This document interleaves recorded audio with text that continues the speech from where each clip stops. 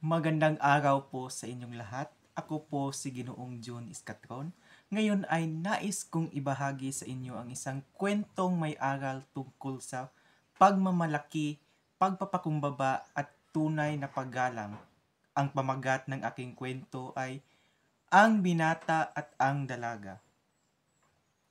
Nung unang panahon, sa isang bayang tahimik, ngunit hitik sa hiwaga ng kalikasan, naninirahan ng isang binatag nagngangalang Ilyas.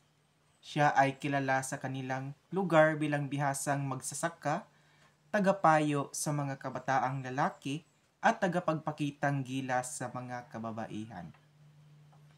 Wala pang ni isa sa aking henerasyon ang nakapagpatanim ng 7 hektaryang palay.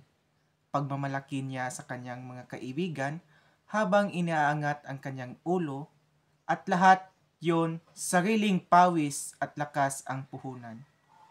Samantala, sa kabilang baryo, may isang dalagang ang pangalan ay Rosa. Tahimik siyang namumuhay sa piling ng kalikasan at mga aklat. Siya ay guro sa baryo, may paninindigan at likas na talino. Ngunit higit sa lahat, siya ay marunong makinig sa tao, sa kalikasan at sa sarili. Isang araw, nagtagpo ang kanyang ganda sa isang kapulungan sa bayan. Si Ilyas ay agad na lumapit kay Rosa, dala ang kanyang mapagmalaking ngiti. Kay raming nagsasabi sa akin na matalino raw ang dalagang ito. Ngunit ang talino, gaya ng ani, ay nasusukat sa dami. Ilan na ba ang naturuan mong magbasa? Tanong ni Ilyas. Kalahating pabiro, kalahating pagmamataas. Ngumiti si Rosa, mahinahon. Mas mahalaga sa akin kung ilan ang natuto kaysa kung ilan ang naturuan. Tumawa si Ilyas. Malalim ka ngang kausap, ngunit mas mainam yata kung may taong nagagabay sa'yo kagaya ko. Hindi sumagot si Rosa. Sa halip, tumingin siya sa malayo at binigkas. Ang puno ng talino hindi maingay. Ang mayabang na kawayan, siya ang unang nababali sa bagyo. Lumipas ang mga araw at si Ilyas ay hindi mapalagay. Unang beses niyang naramdaman na may tumama sa kanyang loob. Hindi lang paghanga, kundi isang uri ng paghamon.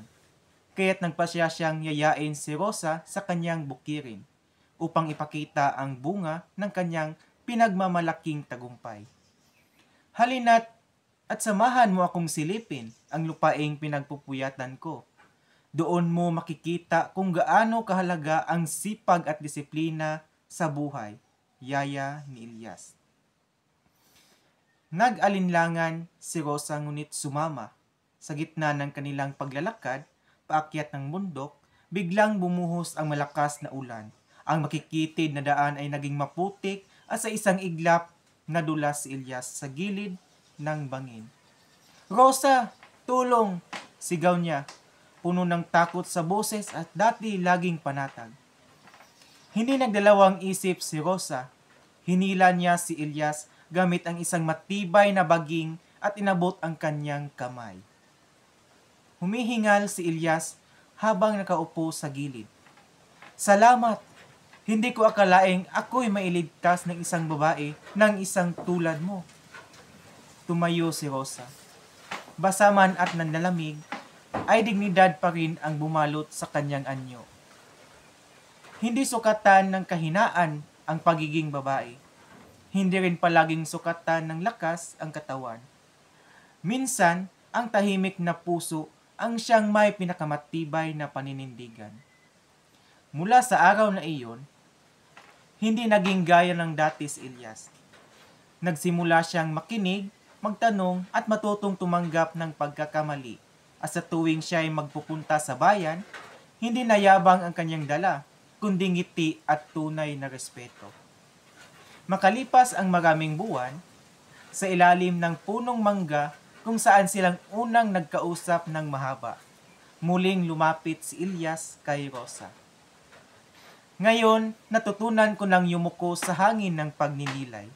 Sana'y payagan mo akong maging kakampi mo sa bawat unos ng buhay. Ngumiti si Rosa at marahang tumango. Kung ang mga punla ay natutong yumuko sa ulan, sabay tayong tutubo sa liwanag. Ang aral ng kwento na aking nakuha at napulot ay ang tunay na karunungan at lakas ay hindi nasusukat sa yabang, kundi sa kakayahang makinig, umunawa at mapagkumbaba. Ang pag-ibig na tumatagal ay yaong nakaugat sa paggalang at pagkakapantay-pantay. At diyan po nagtatapos ang aking kwento na pinamagatang Ang Binata at ang Dalaga.